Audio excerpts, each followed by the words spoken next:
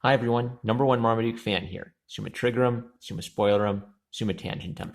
A while ago I reviewed Animal Jam number 2, and this is Animal Jam number 1. I think when Ethan Van Sciver visited Dynamite, I thought, okay, I'll get a few kids' books from Dynamite to see if I like anything. And pretty much everything I said about issue 2, I could reiterate for issue 1. It's okay. It's no My Little Pony in terms of, I think, reaching an adult audience in its quality. But these would be fun little adventure stories with animals for kids. And I have similar critiques of the art, that it's adequate, not great, but not frustratingly bad either. These are good middle of the road adventure stories with animal characters. This cover is by Tony Fleeks, and this cover is by Fernando Ruiz. So I think I'll turn to the back to show you the multiple covers and do a quick comic cover critique. So in Fernando Ruiz's here in black and white, here in color, we see the Trojan elephant who features as part of this story, and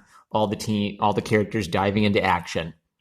And I guess what's cool about that is getting a preview of what's contained in the issue. Tony Fleeks, it's just a lineup of the main characters, but it's also kind of interesting that there's this great contained space for Greeley. So there's this chaos of the Phantoms and then a calmer space here, but it's also a little bit horizontal and straight on flat. So there's not, it's, even though people are jumping into action and fighting these Phantom monsters or whatever they are, I don't think this is the most dynamic cover. This one has a bit of a worm's eye view, and again, black and white, color. I think this one works well as a composition in both black and white and color because we're looking up at them.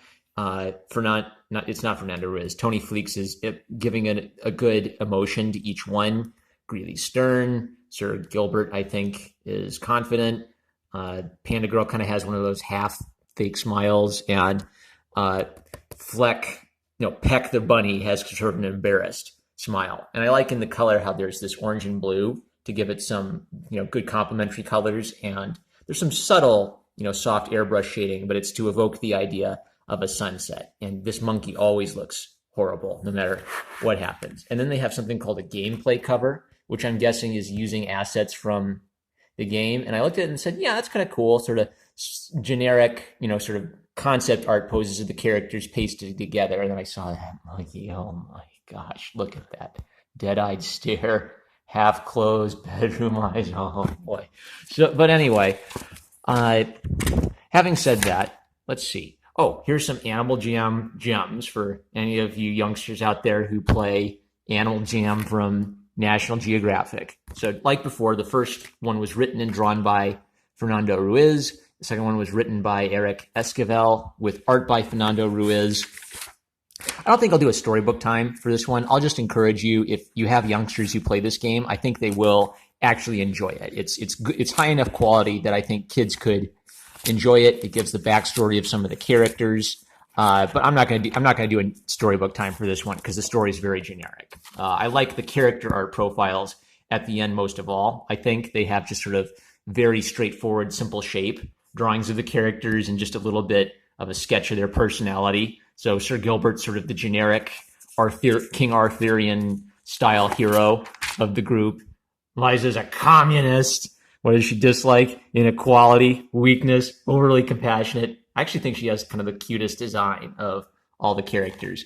And then I noticed something which is a little bit maybe of an issue with Dynamite is they have interviews with the creator. And oh boy, Animal Jam, oh boy, the spirit. And you come down here and they're advertising a Betty Page comic, like that 1930s sadomasochist pinup star.